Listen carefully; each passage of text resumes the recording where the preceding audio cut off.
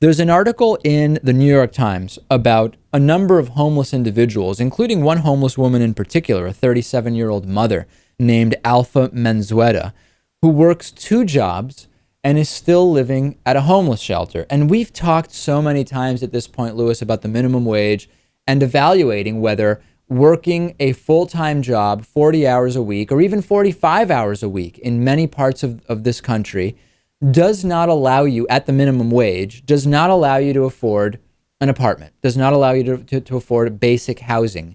And that is by definition proof that the minimum wage is nowhere near a living wage. And there's concurrent to the minimum wage issues and the living wage issues, there is this stereotype that if you're homeless, you're lazy and not working and not capable. You don't even have the most basic skills to do any kind of job.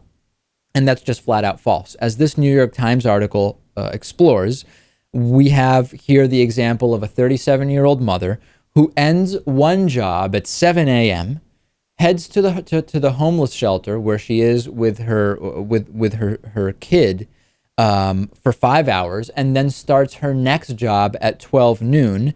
And with what it costs to live here in New York City, she still is not able to afford to get out of that homeless shelter. This, to me, is something that, by virtue of not being much of a discussion, not being much of a presence in people's minds, is distorting the views of most Americans on poverty, on the minimum wage, and on homelessness. Because if you understand, Lewis, that you can be working two jobs and still not even be able to afford the most basic apartment, this is a fundamental problem that's not going to be resolved by trickle down. It's not going to be resolved by giving the rich tax cuts to supposedly hire people, which they won't do, by the way, with a tax cut. This needs to be part of the dialogue.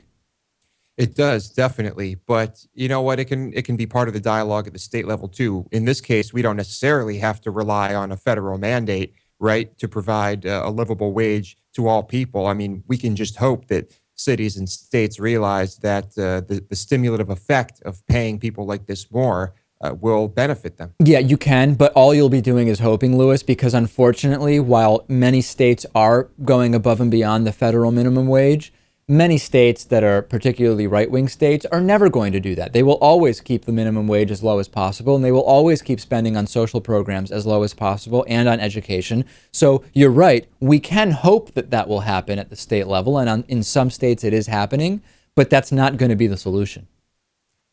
Probably not. But David, let's be hopeful.